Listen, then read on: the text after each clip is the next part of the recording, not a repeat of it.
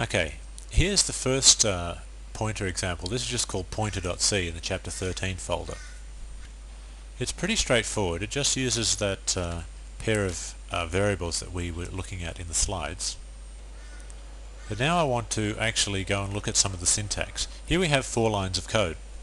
The question is, which one of these 4, is a legal and meaningful first step that this program could carry out? What do I mean by legal and meaningful?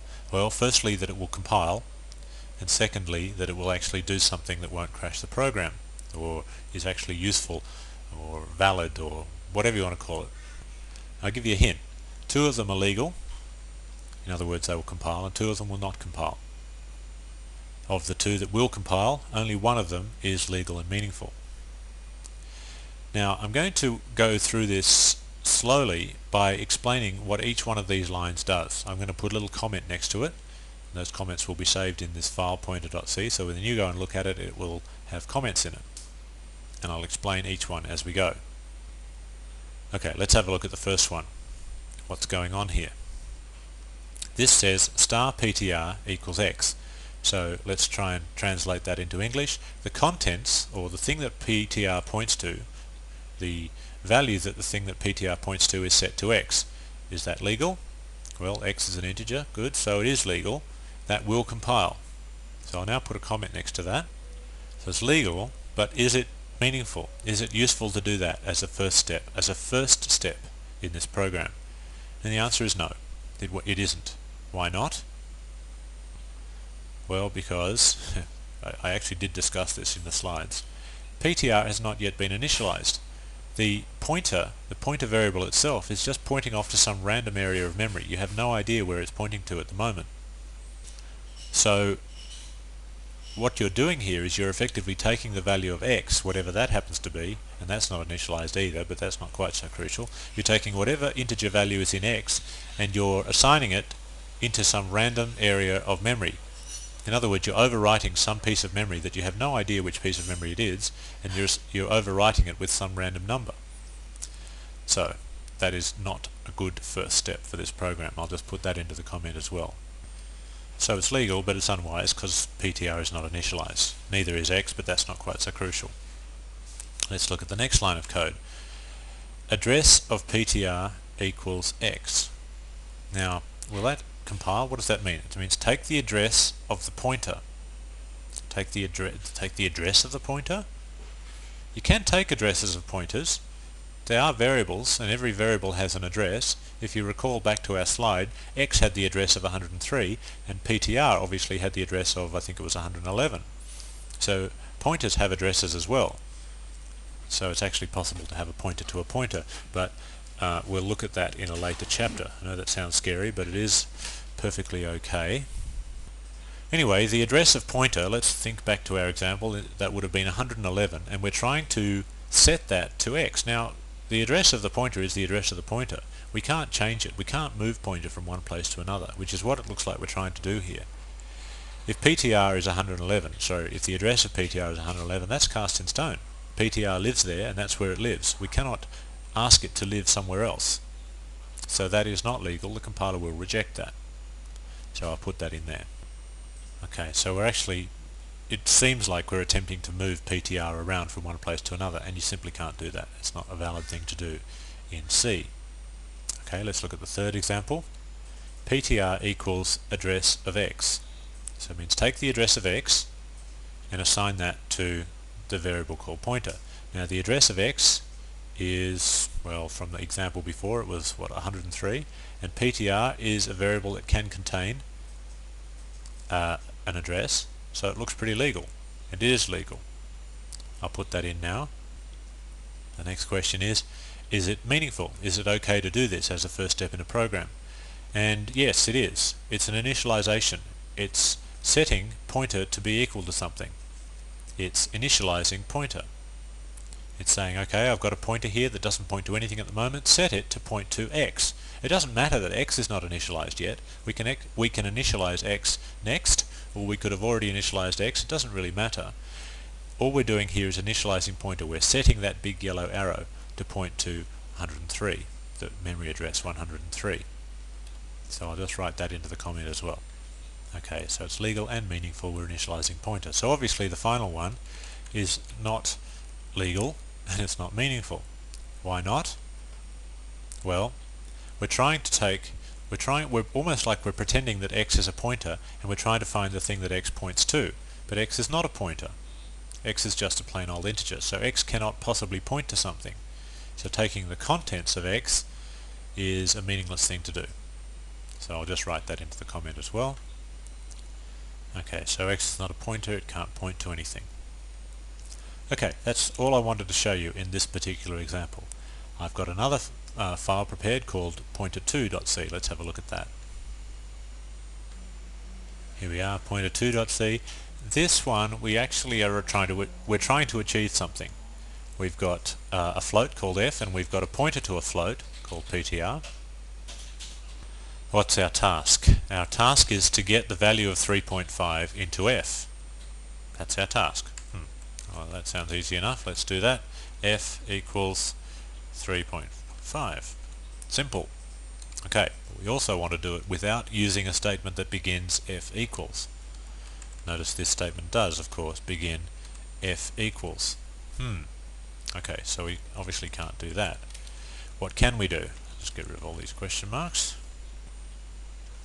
Well, we can, if you like, assign a pointer to point to f, and then by using the pointer itself we can say the thing that the pointer points to, set that to 3.5. Now that will effectively set f to 3.5, but we'll be doing it via the pointer. So that's a two-step process. First of all, we need to set pointer to point to f. You remember how that's done? Okay, so we need to set pointer to equal what? Well, we need it to point to f, so it needs to be set to be the address of f. Okay, so that's a simple pointer initialization. Next, we need to say that the thing that pointer points to, set that to 3.5.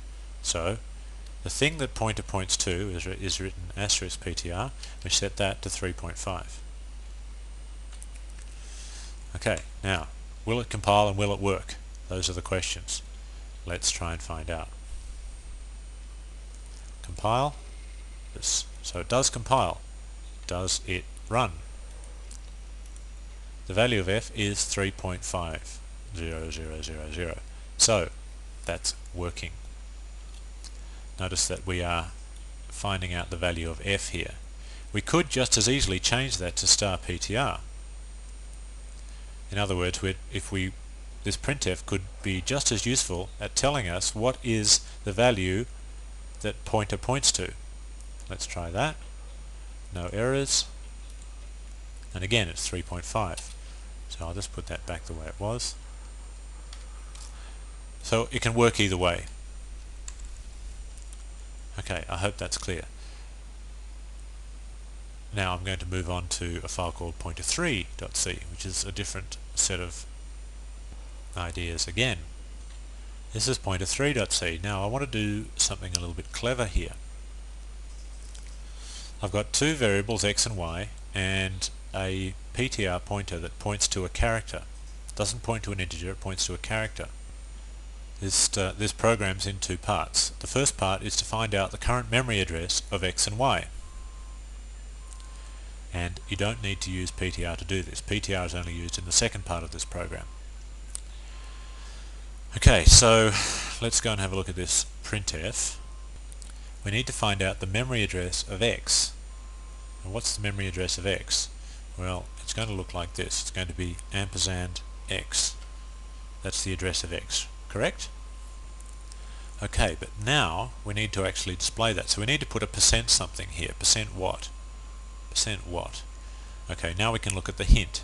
Memory addresses are 32-bit values, and so are integers. Well, they probably are. I know that they are on this computer. They may not be on your computer if you're using a 16-bit operating system like Windows 3.1 or DOS. So if you're using one of those, then their memory addresses are going to be 16-bit values, but then so will integers. So it's interesting to note that memory addresses are always the same size as integers. So if a memory address is the same size as an integer, surely you can treat this number here, this address of x, as an integer. the address of x can be treated as an integer. X is an integer, but the address of x is also an integer. Recall back to our diagram. In fact, I'll go back there right now. Okay, here we are back at the diagram. X is an integer. 5, yes, x contains 5, but the address of x is 103. Now, notice that that is also an integer, so it's quite possible to print out that value as well. So that we could do two things. We could print out the value of x, which is 5, or we could print out the address of x, which is 103. Well, in this trivial example, it's 103. Let's see what it is in the code. Theoretically, we can just do this, %d, and we can treat that whole memory address, which might be 103, as an integer, and print it out. And then we can do y again, %d, it'll be exactly the same. The address of y. Okay, let's see if that compiles and runs. Okay, so it's actually okay to do that. That's a clever little bonus of printf that you can do that. Let's run it. Okay, so now we're actually having a look at, for the first time, at some real live memory addresses. The address of x is 39058900, or 39,058,900, and y is 39,058,896. So y is positioned just before x in memory. Just before. It's 4 bytes before. It's 4 bytes difference. Now, if you think about it, y and x are both integers, which means they take up 4 bytes of memory. So y is taking up 4 bytes of memory from 896 to 900, and x is taking up the next 4 bytes of memory from 900 to 904. Does that sound cool? That's what's going on. Okay, let's go and look at the second part of our program. Here's the second part. PTR is currently uninitialized. This is PTR up here. It points to a character. It's currently pointing to some random area of memory. Would you agree with that? It's pointing to some random address. It contains some random number which is interpreted as an address, so you can think of it as pointing to some random area of memory. Now, because PTR is a character pointer, it's a pointer to a character, the thing that it's pointing to, well, the value at the address that it's pointing to must be a character. Well, can be interpreted as a character. So let's find out what that character is. Okay, let's see if we can do this. The current random address that pointer is currently set to is, well, we can do that just like we did before. Just like this example. This is an address, it's a real address, it's the address of x, and so we can put PTR there as well and check out PTR's address. I won't fill in the second half yet, I'll just see if this is working. So compile, no errors, and run. Now we haven't filled in the second one yet, so that's just question marks. The current random address in pointer is, so this is an address now, 201,328,000, no, it's not even that big, it's 2,013,281,329. So that is, certainly looks to me like a pretty random address that pointer is set to. Okay. So that is an address in memory. That address can be interpreted as a character, as a single character. I wonder what that character is. Let's have a look. Well, a character, if you do a printf of a character, it's %c. And now we just simply want to find the thing that PTR points to, which is star PTR. Can you see that? This bit of code says the thing that PTR points to, or the contents of the thing that PTR points to, the contents of the memory address that PTR is pointing to, that great big long random memory address, we can treat that as containing a character. Which character? Well, star PTR will give that to us, and then we simply print that out using printf and the %c. So let's try that. No errors, and run. It's the letter Y. Okay, well, we happen to be pointing to something that is the letter Y, and that's just random. If you ran that on your computer, you'd probably get a completely different answer. In fact, you could conceivably crash the program. If pointer happened to be set to zero, if the random number sitting in PTR was 0, in other words, PTR is pointing to the 0 address, the beginning of memory, then referencing through it here might crash your program. So if you're going to try this, and I suggest that you do, don't run this line of code. In other words, like, comment this line of code out first, and I'll comment it out for you. Comment that line of code out first, and when you run the program, check that the answer that you get here is not 0. If it is 0, then when you run this line of code, you'll crash your program, almost certainly. If it's not 0, then you can probably get away with running this line of code. Okay. That is our introduction to basic pointers. I'm now going to go, in the next module, we're going to look at the uses of pointers. All the examples I've given you so far are very rudimentary. They help you understand pointers, but they don't really give you a use for them. So the next two modules, in fact, I'm going to show you the two uses for pointers that I described earlier in this module. In other words, to do with allowing functions to modify their parameters and making passing of structures around more efficient. I'm going to show you examples of both of those.